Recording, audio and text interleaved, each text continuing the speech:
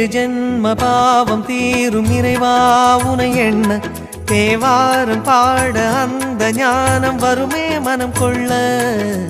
ஆதியான சிவனே சிவஜோதியான சிவனே, ஆதியான சிவனே சிவஜோதியான சிவனே. ஏழு ஜென்ம பாவம் தீரும் இறைவா உனை எண்ண தேவாரம் பாட அந்த ஞானம் வருமே மனம் கொள்ள.